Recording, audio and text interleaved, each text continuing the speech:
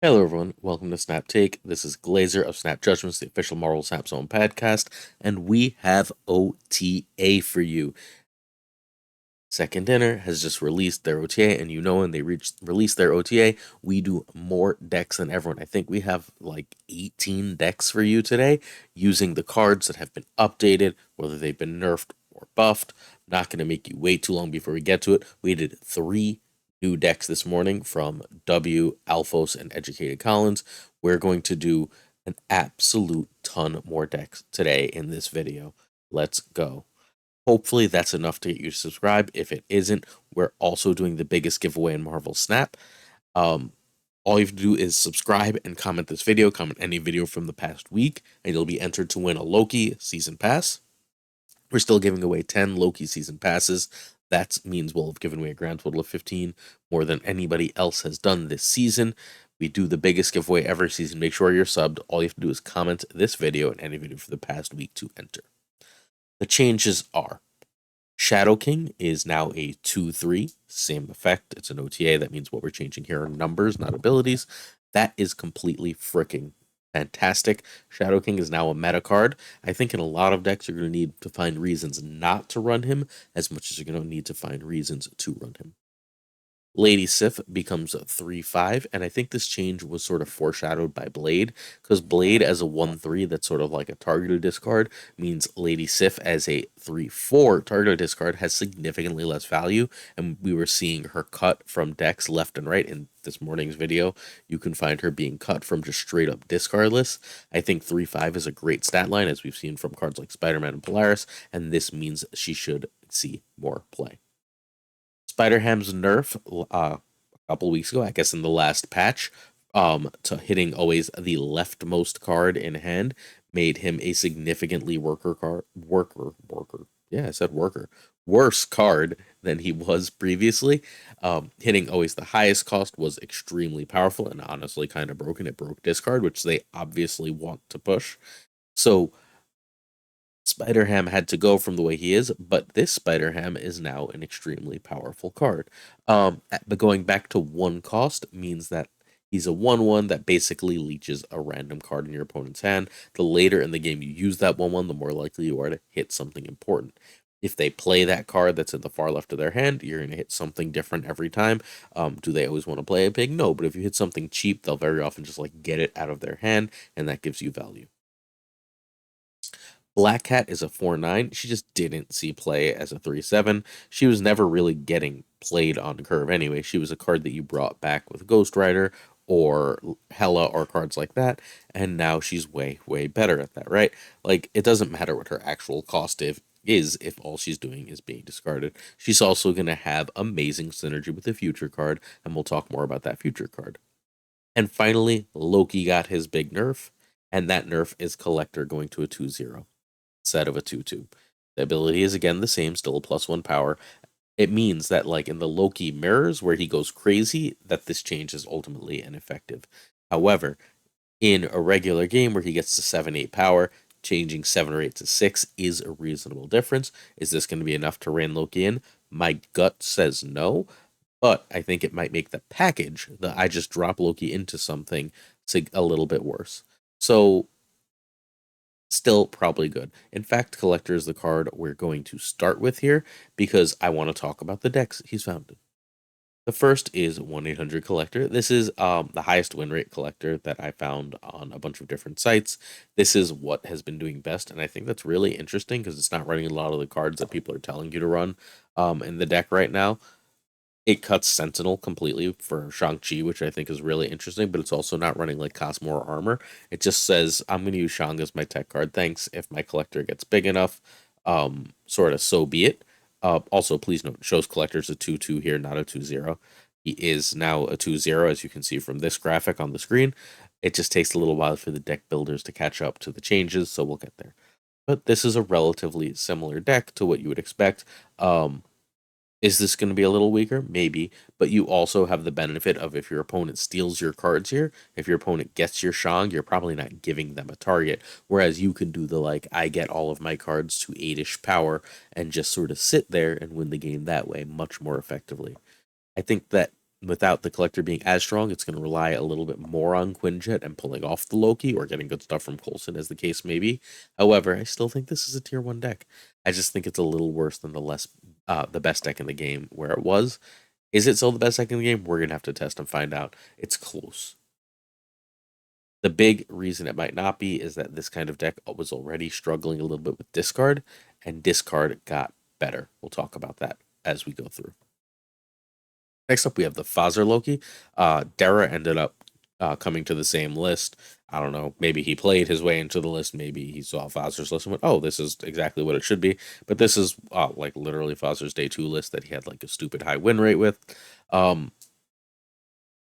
Again, like when you're running Devil Dino, you're much more likely to run Cosmo to protect it. Besides that, it's the same basic idea. This is more good stuffy in that it's got Jeff in it as well, which is not a card that does any specific synergy. It also cuts America because America's kind of slow, but keeps Kitty because Kitty triggers Collector every turn. If you're getting Kitty and Collector going, you're going to get those extra 2 power back in no time.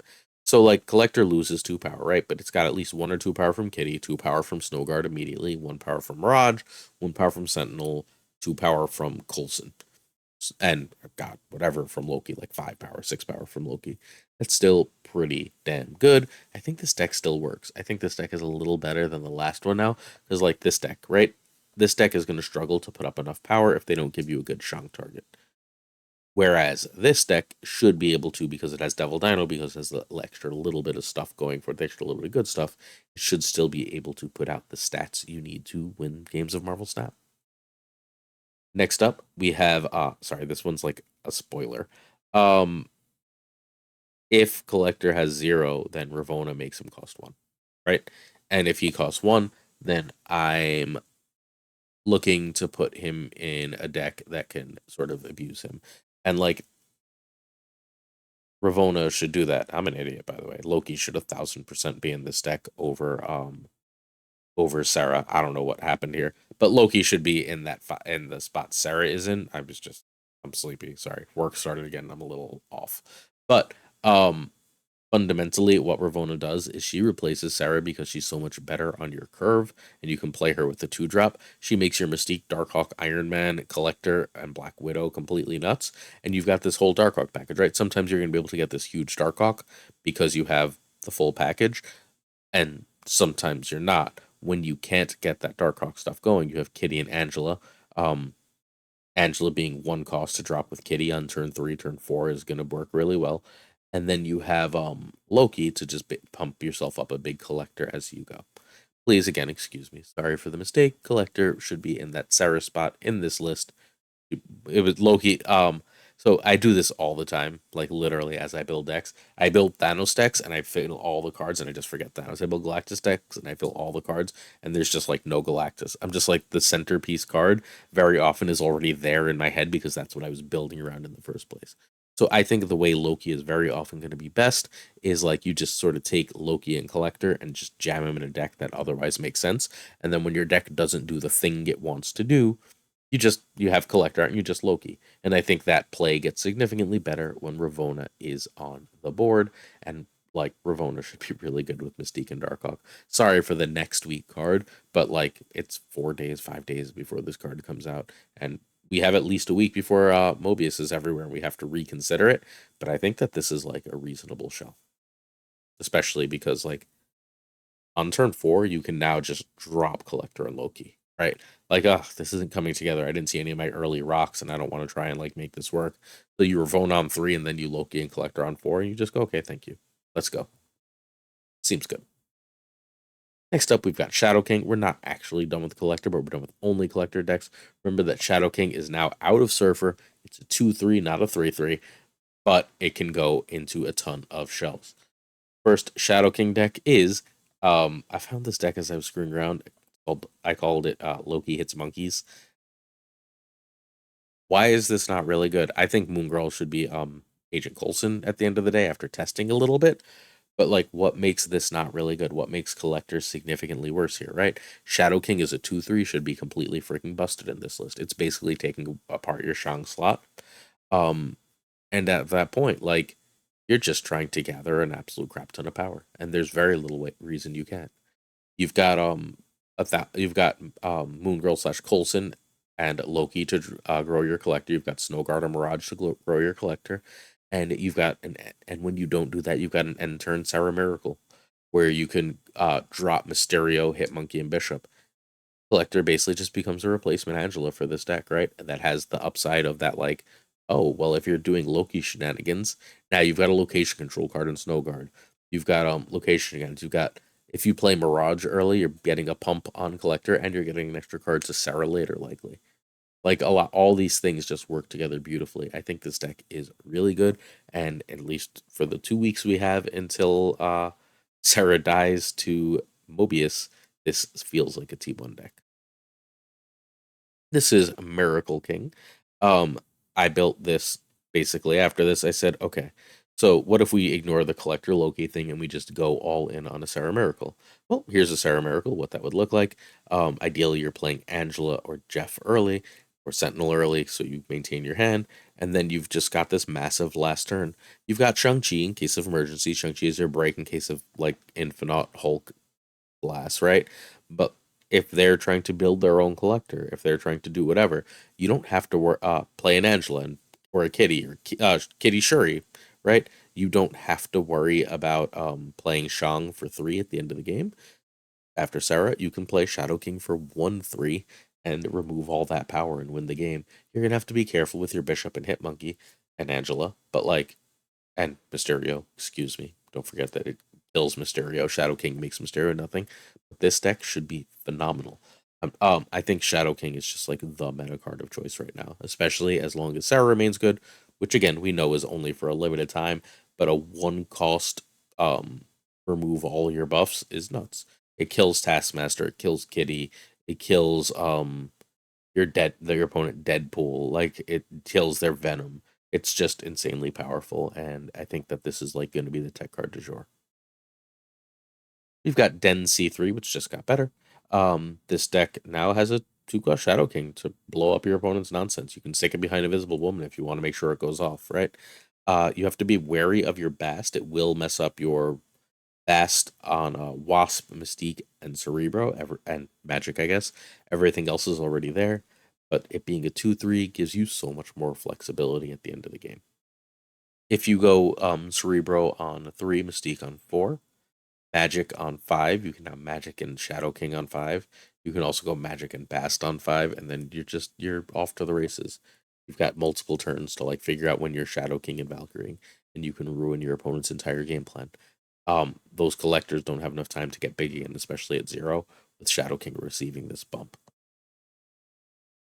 This deck spent like 3 days as the best deck in the game, and it's sort of fallen off as people are playing less Loki, but it's still really good. And I'm curious if it's back to being T1 again with the cheaper Shadow King. We talked yesterday about Kraken Null's Jund deck. This is the version, I spoke with him, that he would be playing now after this OTA. Sick. Right? Like, a 2-cost Shadow King here is amazing because you can spend your last turn doing something like 3-cost Ghost Rider, right?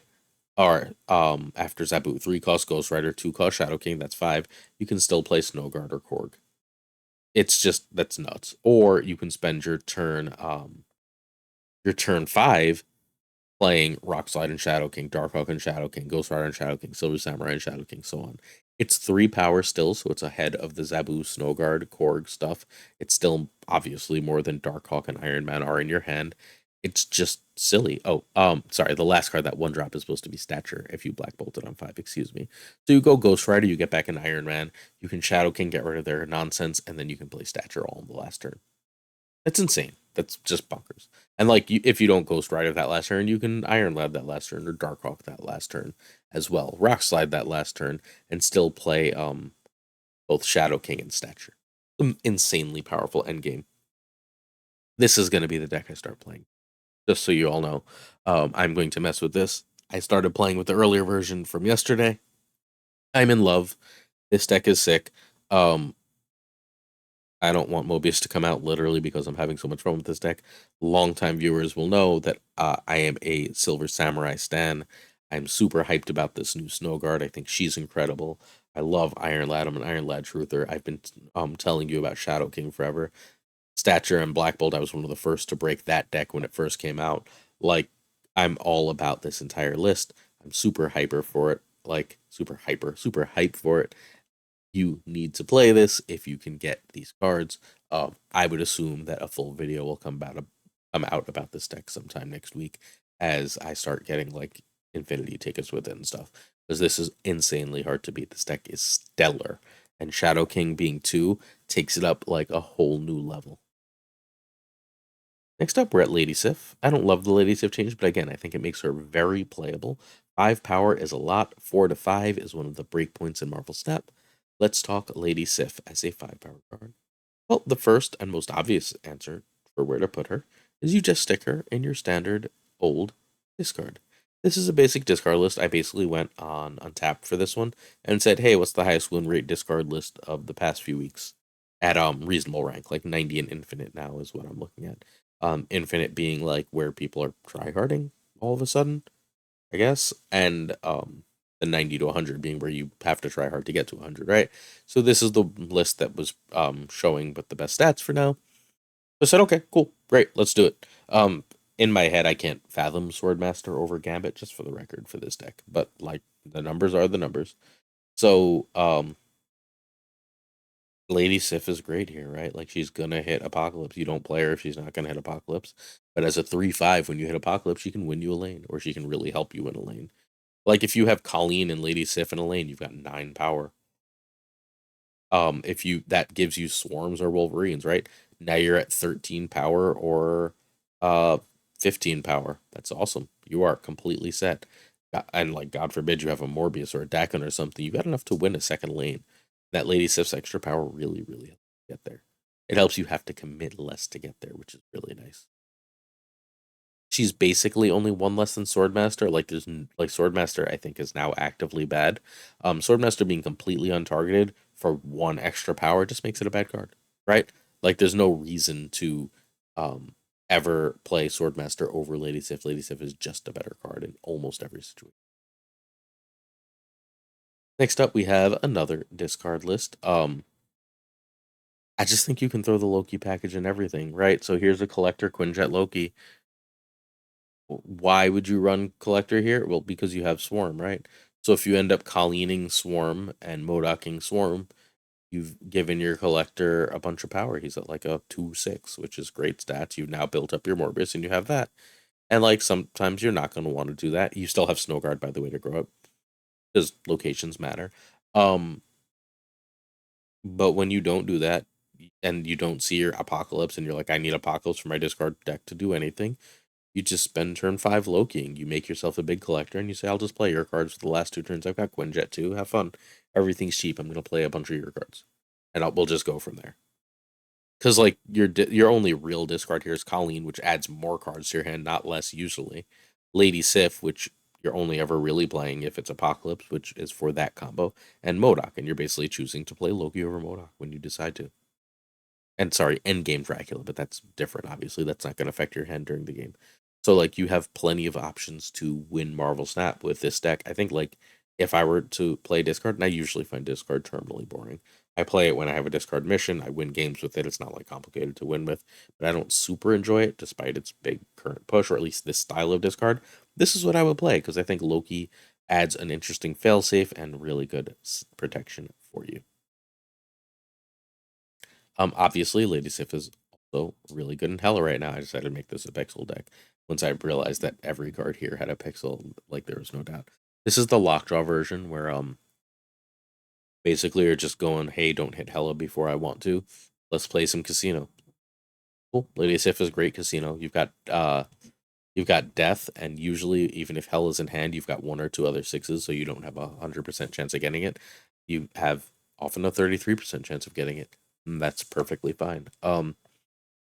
If Hella pops out of Lockjaw early, hopefully you've discarded a couple things. You've got Blade for targeted discard. You've got Lady Sif for targeted discard. You've got Colleen for targeted discard, right? And Gambit is wild, but that's fine. He at least removes a card. So like as long as you don't have Hella in hand, you can sort of go nuts and throw a bunch of cards in Lockjaw and just discard away. and that targeted discard, even if Hela's only bringing back an Infinite and Magneto, like that's insane value, right? This deck's win rate isn't through the roof, but I think it's worth playing. Its cube rate is actually quite good because its high roll is just so damn high. Um, this is a list I found from Bootmat. I want to do a straight up Agatha day. So like an Agatha day is coming soon because I've got a really good Agatha deck I want to talk about. But this is a Loki Agatha deck because if they're gonna Loki you, they get your Agatha, and well, here you'll get to wave um Lady Sif or Loki to get rid of your Agatha, and your odds of making Agatha disappear at that point are so good. You wave Agatha, displays yourself. You Lady Sif, well, unless they waved that exact turn, your Agatha is gone. Ideally, at that point, you get Ghost Rider. You drop a Ghost Rider in, and you're set, right? And like, if worse comes to worse, um, like it has to draw Quinjet exactly on 3 for this to be a problem. If Quinjet is drawn on 1 or 2, Quinjet will already be played. There's nothing else to play on 3, so it's going to play one of the 3 ways to get rid of it. You have a 90 something percent chance of getting rid of Agatha. It's awesome. And because your deck is thinned by Agatha, you have a reasonable chance of Ghost Rider on 4 or 5. Um, Even if you draw Ghost Rider on 6, if you Black Bolt it on 5, you can now Ghost Rider to get back 14 power. That's a 17 power play that you can then combine with Stature for a 23 power play. That's pretty damn nice. You can drop a Devil Dino, which is huge and really good, obviously. Gamora is huge and really good. Legion is a straight up game winner. Claw is your answer to all your opponent's waves. Deck is sweet. Deck is really sweet, especially for an Agatha deck. This is one of the best Lady Sif homes right now. And like I know that's wild, but this is just a good deck. Your real problem, as with all Agatha decks, is like sometimes all the like you get like a Death's Domain, and Agatha's like, that's where I'm gonna play all your cards. Okay, fine. You're gonna lose those games. Have a great time. But outside of those games, when there's like a reasonable board, this is one of the best Agatha decks I've ever seen. We're up to the ham, and for the ham, we have a bunch of old goodies. The first is Move Wave. This is a deck. We featured something similar from W this morning that's running Alioth if you want to see it. This deck just works. Spider Ham as a 1-drop here is so easy to fit in. You don't even especially want to play it on 1. You'd really like to play Nightcrawler on 1. But on turn 3, turn 4, right? When you have that extra energy, you just drop Spider Ham. Why is Captain Marvel 4 or 5 in this? Whatever. That should be updated.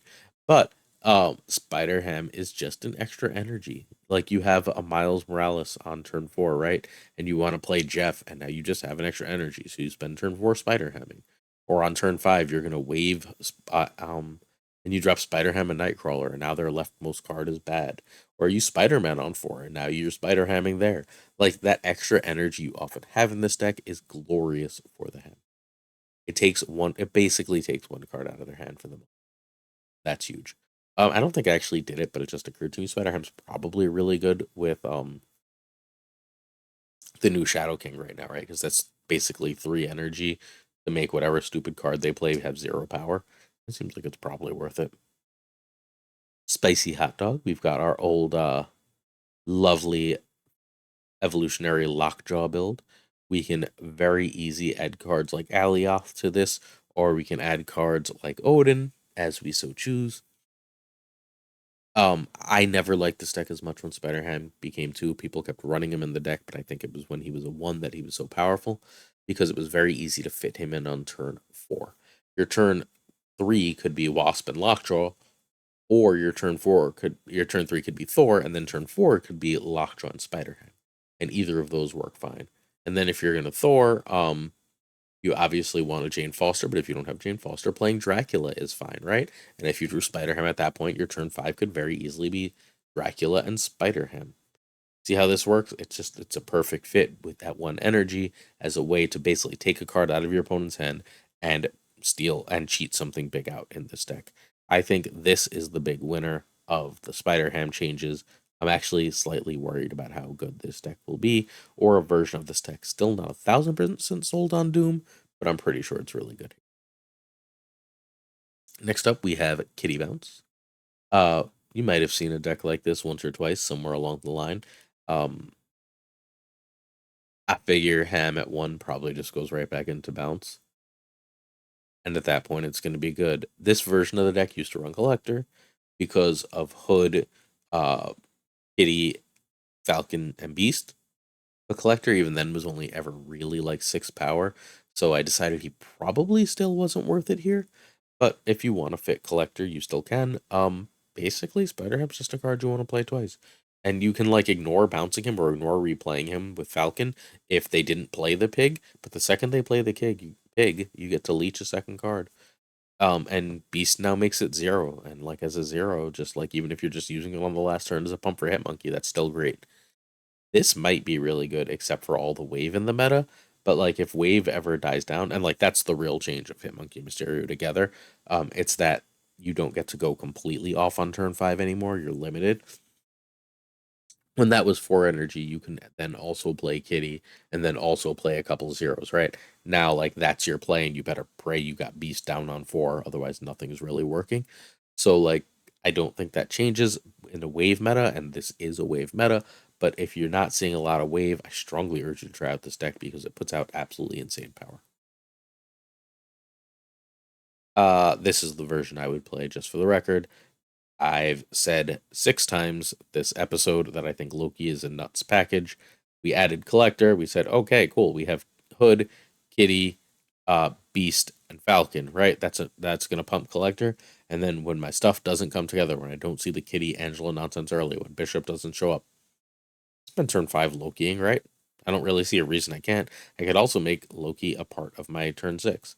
I'm not bothering with Hitmonkey here. I'm just trying to go over the top with basic consistency, which means if I get my Angela, Bishop, and Collector reasonably sized, and then I can drop most of my hand, I can still Loki and just say, okay, do you have anything I can do at the end of the game that's cheaper?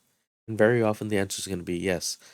Again, same concept with Spider Ham as here as in the other deck. We added Snow Guard for some extra plays, which just seems almost unfair. This is the version I would play. This is another one I fully plan to test, and if it works out, expect a video on it coming next week. We have Stature Hawk. Stature Hawk really, really liked. It's a 4 for here. I don't get it. Stature Hawk really, really liked Spider Ham. Same concept as before. Very often on turn 4, especially if you use Zabu, you just have an extra energy on turn 4. Okay, great. If you have an extra energy on turn 4, that's when you drop Spider Ham. You can drop it on 1, but that's also another spot you have to drop Spider Ham. Yes, Killmonger will get rid of it. It's fine. It's a 1-1. It's not really doing a whole ton to help you win the game, right? What it's really doing is taking a card out of your opponent's hand. At that point, it's great. At that point, it fits. This deck, by the way, even with Spider Ham as a 2/2, still had a 60% win rate, like one of the highest win rates in the game on every stat tracker I checked. Everyone just stopped playing it because -1 powers feel bad, but like they changed Korg in a big way. They changed Captain Marvel. They changed Stature. So okay, hang on. They nerfed Spider Ham twice. They nerfed Zabu once. Pre this deck, fair. They nerfed Rockslide twice. They nerfed Darkhawk. They nerfed Captain Marvel. They nerfed Enchantress after buffing her. They nerfed Stature. They nerfed Black. They've nerfed this deck 1,000 times, and it's still a 60% win rate. I think we should all just be playing this deck more, at least until Mobius comes out and kills it dead in the water. Because I'm not sure how you play Stature in a Mobius meta. But short of that, I think this deck is really, really good. It's really strong. Next up, we have Shuri Kitty. This deck just runs Spider Ham as a way to mess with your opponent, right? Like you've got all these things that you can do. You're obviously your game plan is to go Kitty, Forge Kitty, Kitty Hulkbuster, Kitty Shuri, then Kitty Taskmaster, right? But you just have an extra energy in there often, right? If you have an extra 2 energy, you'd rather get down Armor or Angela, right? But when you have 1 extra energy because the curve didn't come perfectly, great. You drop a Spider Ham, you get to see something in their hand and basically remove it. Sounds good to me. This is one of the better decks in the game. I still don't like it as much as many others seem to. I still think the regular version is better, but this is the version that runs Spider Ham. Next up, Black Hat. So this is why Black Hat's going to be great. I've got Black Hat decks for you. I'm not going to not give you Black Hat. The reason Black Hat is going to be great is because Black Knight is coming, I want to say next month. After you discard a card, add the Ebony Blade to your hand with that card's power. So Ebony Blade is going to be 4 cost and have the card you discard's power. So if that card is Black Hat, You now have a 4/9 in your hand that you can play whenever you want. That will be cheaper by Quinjet. That will be add a power to Collector. And in addition to all of that, you can still Ghost Rider back that Black Cat, or Hella back that Black Cat. You're getting 18 power basically just by making sure you're discarding that first with this, and Black Cat discards itself. It's going to be one of the best combos in the game. Absolutely convinced. Black Cat, Black Knight, friends forever. This is the first deck I decided to try for it. This is a nice simple Silver Samurai deck. It basically says I've got some stuff I can discard. Black Cat's gonna discard herself, right? So I always have a target for my Ghost Rider. And that is still a 12 power for energy play. Down one card, but 12 power for energy. You've still got like Shadow King should just go in decks now, right? So he's here. You've got Silver Samurai. If you end up discarding something else, if you end up discarding Iron Man, you still got Ghost Rider for that. If you draw Black Cat around turn 4, you can still just play her. She's a 4/9. That's amazing stats. If you never bring her back, or you have a choice of bringing her or Iron Man back, cool. Sounds good. It's just going to be a good combo. I think this is a good deck. Is this as good as the Kraken Null deck? Don't know yet. I think it is very likely to be quite good, though. Here's a Hella. This is a nice, simple version of a Hella deck that says I don't need to discard everything on Earth to Hella. I'm going to discard a couple things. I'm going to end up with hopefully very little in my hand outside of the big stuff. And if Dracula discards Apocalypse, I have a big thing. And if I play Hella, that Lady Sif is gonna hopefully hit death or give you an extra pump to Apocalypse. You'll have a 4/9 to bring back. Blade is completely targeted. Lady Sif is completely targeted. As long as you're careful. Sorry, Colleen is targeted, but not gonna hit anything as important. And when you bring it back with Hela, you're gonna win the game. Gambit is not targeted. Gambit kills stuff. I think this deck is probably quite good. This is one of the better discard decks we've looked at, and I've never liked the Hella Apocalypse combination thing. I think that like they almost counter each other. However, I think this deck, because we're getting more and more targeted discard, because Black Cat is so good in it, might be the real deal. And that's 18 decks with the new cards. I hope you liked it. I hope you found it interesting. If you made it this long, you gotta subscribe, right? We hope that we provided you value. We'll be back tomorrow with 2 more decks and a whole bunch of contest winners. Peace.